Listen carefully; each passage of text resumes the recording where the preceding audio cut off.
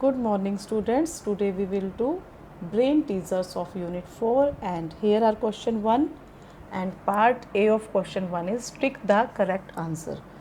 Here we have to tick any correct option as here we have given the 4 options and one option is correct and we have to tick the correct options and question is the ratio of 1 centimeter to 1 millimeter. Ratio find out करनी है 1 centimetre और 1 millimetre की.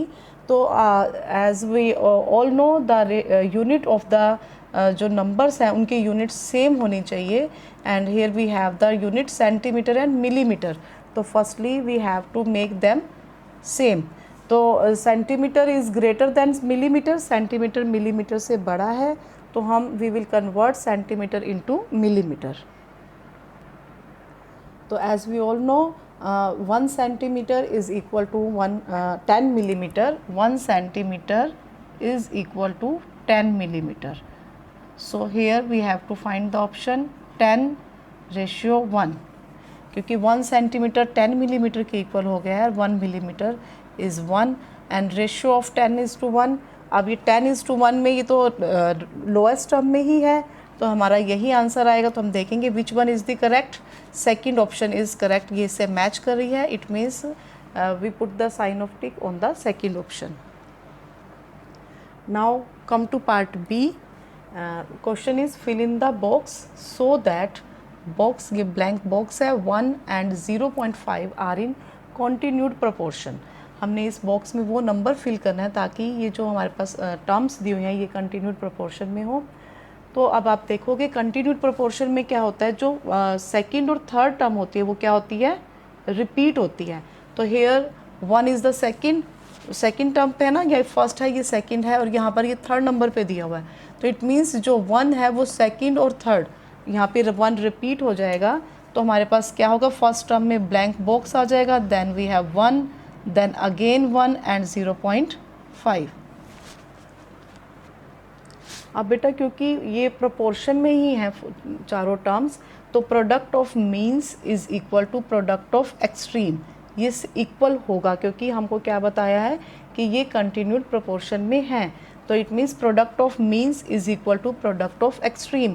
तो हम यहाँ पे क्या करेंगे, जो ब्लैंक स्पेस है इस ब्लैंक स्पेस के अंदर आप कोई भी लेटर राइट कर सकते हो. एक्स राइट कर सकते हो, ए राइट कर सकते हो, कोई भी लेटर राइट कर सकते हो. जैसे सपोज मैंने यहाँ पे ए राइट कर दिया तो हमको ए की वैल्यू फाइंड आउट करनी है यहाँ पर. ठीक है, तो product of extreme A multiply by 0.5 which is equal to product of mean यानी कि 1 multiply by 1 as these are in proportion. ये गिवन है, प्रोपोर्शन में है तो ये जो है प्रोडक्ट ऑफ मीन और एक्सट्रीम इक्वल होगा. तो here value of A is equal to 0.5 या मल्टीप्लाई है तो इक्वल के इस तरफ आके क्या हो जाएगा, वो डिवाइड हो जाएगा. जब हम नीचे 0.5 लिखेंगे तो इसका डेसिमल जब हम रिमूव करेंगे तो वो डेसिमल रिमूव करने के लिए बाय में हमको 10 करना होगा. ये आप सभी को याद है, डेसिमल वाला चैप्टर किया था आपने 5th में. क्योंकि डेसिमल के बाद हमारे पास 1 डिजिट है तो डेसिमल को जो हम रिमूव करेंगे ना तो हमारे पास 1 0 यानी कि हम 10 लिखेंगे यहाँ पर तो हमारा डेसिमल रिमूव हो जाएगा. तो अभी एक स्टेप और करेंगे, यहाँ पर हम 1 मल्टीप्लाई बाय 1 जब हम डेसिमल रिमूव करने के लिए नीचे 10 लगाएंगे वो 10 हमारा कहाँ आ जाएगा, नुमरेटर में, और नीचे क्या रहेगा 5 क्योंकि डेसिमल हमने रिमूव कर दिया है और वो 10 ऊपर आ जाएगा. Now 5 1 is 5 and 5 2s are 10 क्योंकि ये हम इसको लोएस्ट टर्म में भी कन्वर्ट करेंगे and here 2 1 is 2 and again 2 1 is 2 तो हमारी ए की वैल्यू क्या आ जाएगी 2. तो इट मीन्स इस जो ब्लैंक हमारे पास बॉक्स दिया हुआ है वहाँ पे क्या आएगा 2 so that these terms are in continued proportions and here we have the first option जो है वो 2 है तो first option is correct. So we will put the sign of tick on the first option. Now come to part C. If 8 is to 12 26 is to, यहाँ blank box दिया हुआ है. It means ये प्रोपोर्शन में, यहाँ पे proportion का sign है. ये 4 टर्म्स प्रोपोर्शन में है लेकिन 4th टर्म हमको गिवन नहीं है तो हमको ये फाइंड आउट करनी है. Then the number in the box is, तो इस बॉक्स में कौन सा नंबर आएगा कि ये चारों टर्म्स प्रोपोर्शन में रहे, 39 12 16 या फिर 18. तो हम 4th टर्म को फाइंड आउट करेंगे. तो कैसे फाइंड आउट करेंगे, क्योंकि हमें गिवन है कि दीज आर इन प्रोपोर्शन तो प्रोडक्ट ऑफ मीन और प्रोडक्ट ऑफ एक्सट्रीम इक्वल होगी। तो हम यहाँ ब्लैंक स्पेस पर क्या सपोज कर देते हैं कि जो टर्म है वो क्या है, ए है।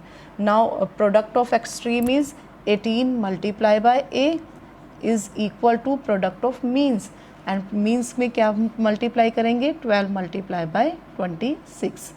हेयर वी हैव 8 को हम a से मल्टीप्लाई करेंगे, 8 multiply by a and 12 multiply by 26, ये इक्वल है product of extreme is equal to product of means. तो अब a की वैल्यू फाइंड आउट करनी है, तो a को हम यहीं रखेंगे और 12 मल्टीप्लाई बाय 26 बाय में 8 यहाँ पे आके डिवाइड हो जाएगा। Now we will check whether there is a common factor between the numerators and denominator. Numerator और डिनोमिनेटर में कोई कॉमन फैक्टर है तो हम इसको लोएस्ट टर्म में कन्वर्ट कर देंगे, ठीक है। तो हम देखेंगे 8 और 12 दोनों नंबर का कॉमन फैक्टर क्या आ रहा है, 4 आ रहा है। तो 4 और 8 दोनों ही 8 और 12 दोनों ही 4 की टेबल में आ रहे हैं। तो 4 2s are 8 and 4 3s are 12, इसे हम कट कर देंगे। अगेन हम चेक करेंगे, we have the denominator 2 and numerator 3 and 26।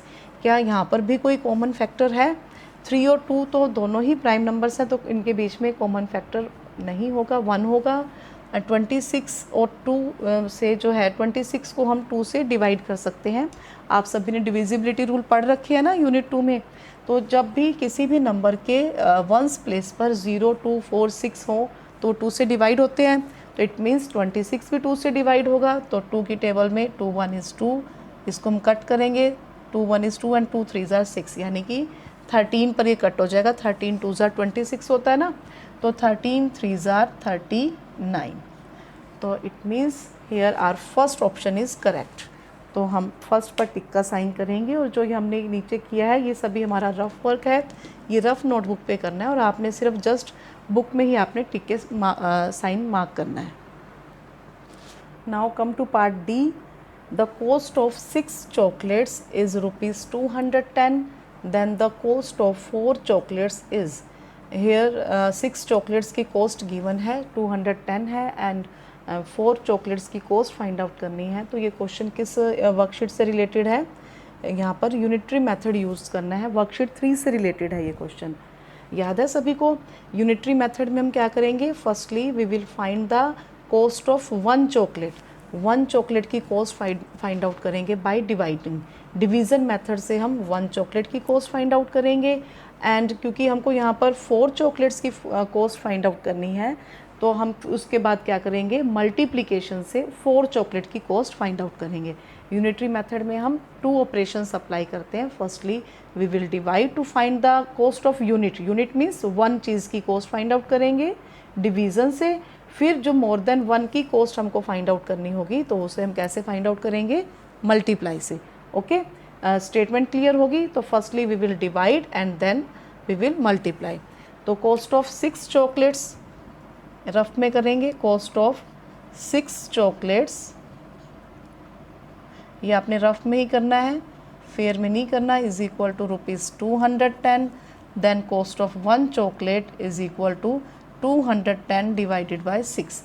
यहाँ पे फर्स्ट हम डिवीज़न करेंगे और उसके बाद क्या करेंगे, मल्टीप्लिकेशन। जब हम यहाँ पे 210 को 6 से डिवाइड करेंगे तो हमारे पास 1 चॉकलेट की कॉस्ट आ जाएगी 6 3s are 18, 21 के नीचे क्या आ जाएगा, 6 3s are 18 and 6 5s are 30। It means 1 chocolate की कॉस्ट क्या हो जाएगी, ₹35। तो यहाँ पर हमारे पास आ जाएगा ₹35। Is it clear? तो हमने डिवीज़न से 1 चॉकलेट की कॉस्ट फाइंड आउट कर ली है। अब हमको 4 चॉकलेट की कॉस्ट फाइंड आउट करनी है, मोर देन 1 से ज़्यादा की कॉस्ट फाइंड आउट करनी है। Now we will apply the next operation that is multiplication. Okay, firstly here हम यहाँ पर 2 ऑपरेशंस अप्लाई करेंगे। पहले हम डिवीज़न करेंगे, उसमें 1 यूनिट की कॉस्ट, यूनिट मीन्स 1 की कॉस्ट फाइंड आउट करेंगे। Then we will find the cost of more than 1, जो 1 से ज़्यादा आइटम्स दी होंगी उनकी कॉस्ट फाइंड आउट करेंगे। देन कॉस्ट ऑफ 4 चॉकलेट्स, ये रफ वर्क ही है, यहाँ पर चॉकलेट्स आएगा, इज़ इक्वल टू 1 चॉकलेट की कॉस्ट से 4 को हम मल्टीप्लाई कर देंगे। So here we have answer ₹140। तो अब देखोगे which one is the correct option, कौन सी ऑप्शन करेक्ट है? Yes, third. तो we will put the sign of tick on the third option. और ये वर्क जो हमने किया है ये आपने रफ नोटबुक पे करना है। Now come to part E, the ratio of a dozen to a score. As we all know number of quantities, dozen में कितनी क्वांटिटीज़ आएंगी, number of quantities in dozen is 12 and in score is 20। तो हम इनको इनकी units same होनी चाहिए तभी हम रेशियो फाइंड आउट कर सकते हैं। तो इनको हम नंबर्स में कन्वर्ट कर देंगे, डज़न को भी और स्कोर को भी। तो here 1 dozen is equal to 12 and score is equal to 20। तो 12:20 की रेशियो फाइंड आउट करेंगे and here we have to convert this ratio into the lowest term. Lowest term में सिंपलेस्ट फॉर्म में होती है ना रेशियोज़, तो इसमें कन्वर्ट करेंगे। देखेंगे इनका कॉमन फैक्टर क्या है, विच one is the common factor, 4। तो 4 3s are 12 and 4 5s are 20. So here our answer is 3:5. तो fourth option is the correct. Now come to part B of question 1. Answer the following questions. In questions के answer हमको यहाँ देने हैं। तो यहाँ पर ए पार्ट है, in the word geometry find the ratio of vowels to the consonant. Geometry जो वर्ड बना है, जो लेटर्स आए हैं उसमें वोवल्स और कॉन्सोनेंट फाइंड आउट करके उनकी रेशियो फाइंड आउट करनी है। तो ये क्वेश्चन 1 का जो बी पार्ट है you will write in your fair notebook. A part आप बुक में ही करोगे और B part you will write in fair notebook. Fair notebook में करेंगे। So number of vowels,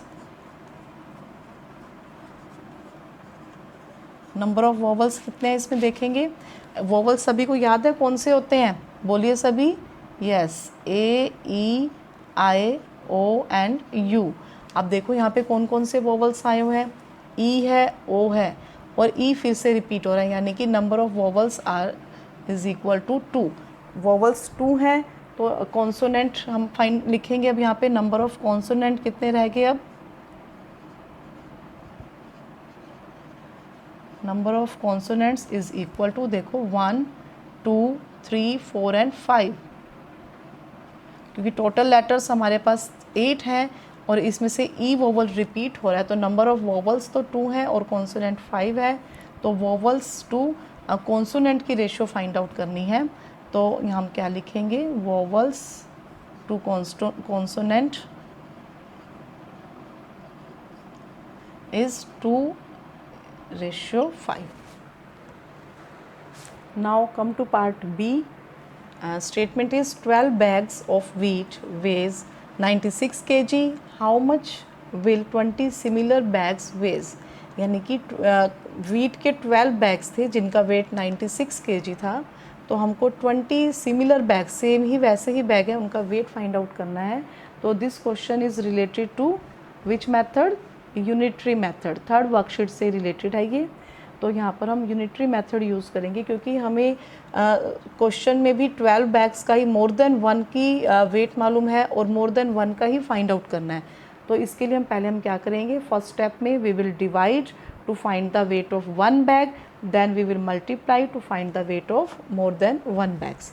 is it clear? Statement clear होगी ना बेटा सभी को, कि हम पहले 12 बैग्स का वेट हमको मालूम है तो उससे हम 1 बैग का वेट फाइंड आउट करेंगे बाय डिवीज़न से, क्योंकि यहाँ पर यूनिटरी मेथड में हम 2 ऑपरेशंस अप्लाई करेंगे, फर्स्टली डिवीज़न देन मल्टीप्लिकेशन।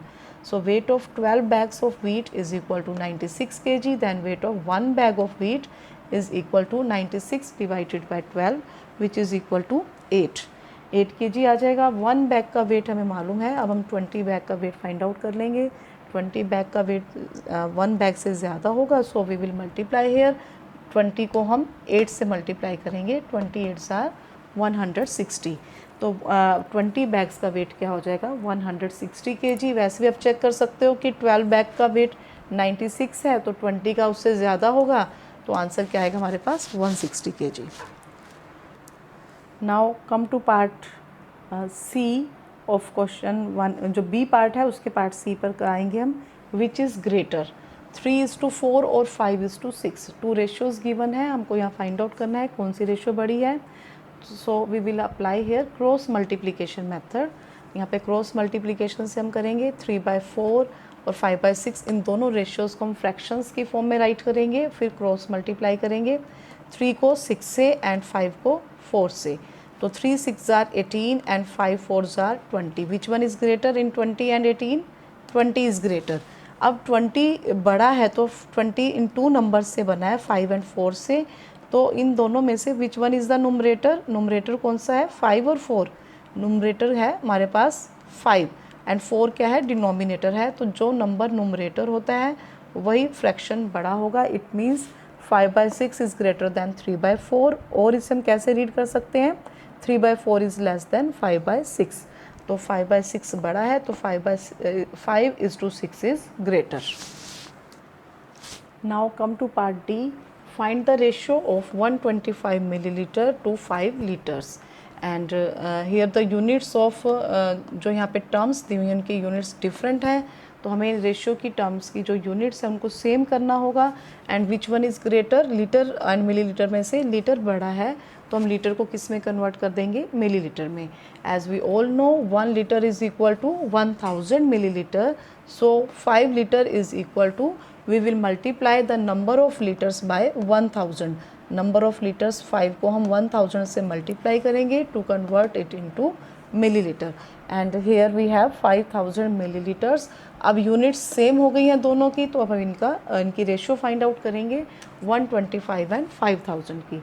तो 25 का टेबल तो सभी को आता है ना, तो 25 5s are 125 and 25 2s are 50, और ये 2 zeros हम आगे ले आएंगे। अगेन ये फिर किससे कट हो जाएगा, क्योंकि हमको इन्हें सिंपलेस्ट फॉर्म में करना है ना, तो आप देखोगे ये फिर से 5 की टेबल में कट हो रहे हैं। 5 1 is 5 एंड 5 4s are 20, और ये 0 आगे आ जाएगी, तो 1:40 is our answer. Is it clear?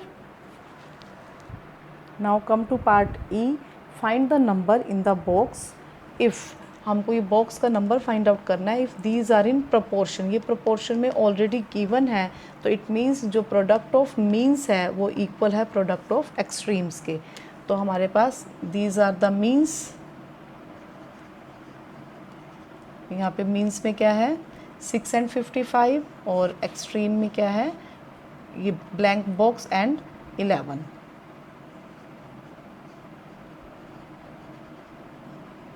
Extremes हम सपोज करते हैं कि यहाँ पे हमारा लेटर ए है और हम ए की वैल्यू फाइंड आउट करेंगे।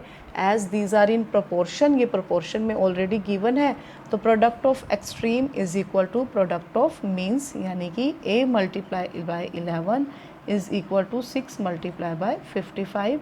And to find the value of a, 11 उधर जाके क्या हो जाएगा डिवीज़न में आ जाएगा। अब आप देखोगे कि नुमरेटर और डिनोमिनेटर में कोई कॉमन फैक्टर है, 11 और 55 दोनों का कॉमन फैक्टर क्या है 11, तो 11 की टेबल में 11 1 is 11 and 11 5s are 55 then 6 5s are 30, so here value of a is equal to 30। तो इट मीन्स यहाँ पर अगर हम 30 राइट करेंगे तो ये प्रोपोर्शन में ही रहेंगे। तो बेटा आज का आपका इतना ही काम है, अपना होमवर्क नोट कर लीजिए कि आप यूनिट 4 में brain teaser question 1 part A आप बुक में ही करोगे, जिसमें करेक्ट ऑप्शन पे टिक करना था, और जो पार्ट बी है इसके 5 पार्ट्स हमने किए हैं, ये 5 पार्ट्स ही आपने नोटबुक में करने हैं। ओके बेटा, थैंक यू, बाय बाय।